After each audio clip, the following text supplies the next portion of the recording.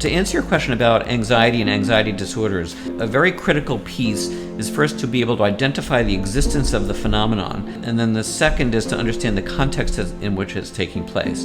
And then part of that analysis is, what are we as young people doing to ourselves to make ourselves anxious, and what are the real cues that are coming to us from the outside? And I'm going to introduce one other concept here, which may or may not be relevant to your listeners. It's the concept of what happens with the subconscious mind. Think about how many people drive an automobile 60 to 80 miles an hour and maybe go an hour's distance from, say, Miami to Palm Beach or Miami to Boca Raton.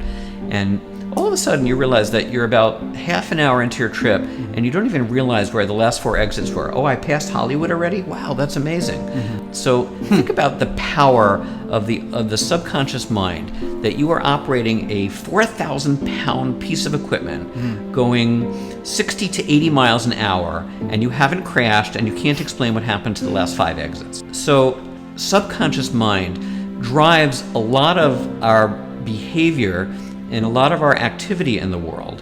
And so one of the challenges to understanding when we are not feeling well, or when we're not behaving well, or we're not behaving to some expectation, that we have to figure out whether it's my expectation or mommy's expectation or my teacher's expectation. If something is off the mark, then one of the techniques that's available to us in identifying this context is to figure out what part of this problem is actually in the subconscious mind that we have to help make conscious so that we can address it and deal with it. Yeah. The things that drive behavior are essentially need and desire, and conscious thought and subconscious forces. The certain conditions are biomedically predetermined in a sense, like the vulnerability to certain forms of alcoholism is genetic in part. The vulnerability to bipolar disorder, bipolar mania or depression can be genetic in part. So there are 2 components that come back to our overlapping Venn diagram of before, which is, what are the actual characteristics? Why is there a craving for cocaine, or why is there a craving for marijuana? And then what do we actually do about that craving?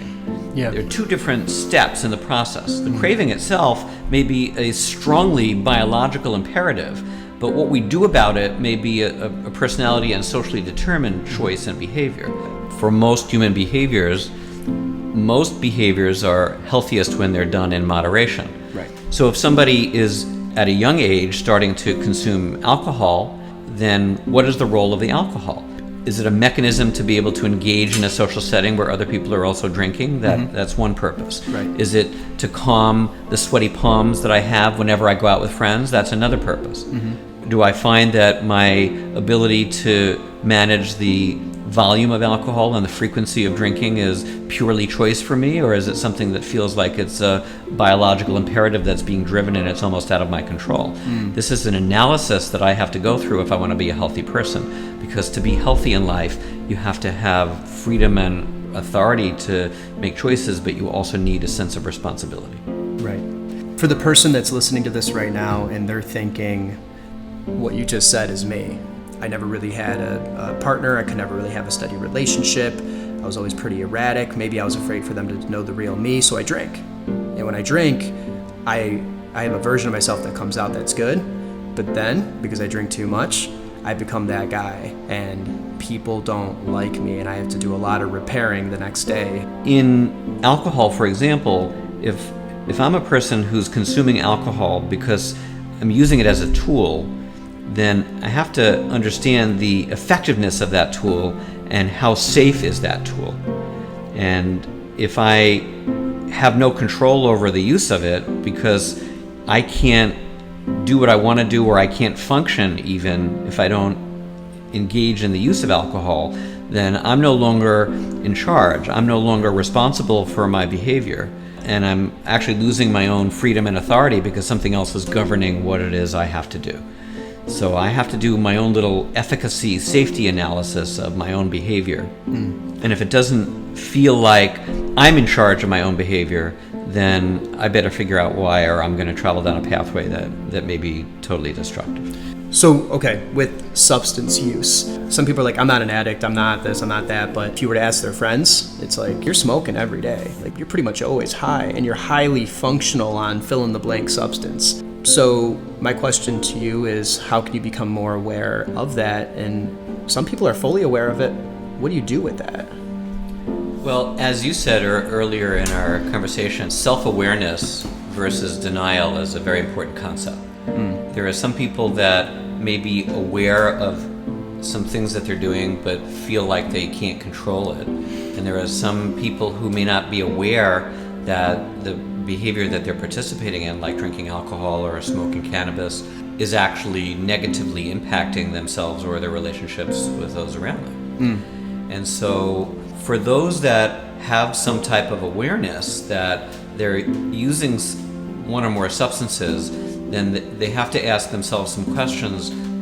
Why is this substance so important to me? And am I in some kind of good balance for this? Or am I using this substance for the wrong reasons? And is it having any functional impact on my relationships? Like the last 5 fights that I had with my wife, were they only on the days that I had already consumed 3 beers or 2 martinis? That'd be a pretty important pattern to recognize.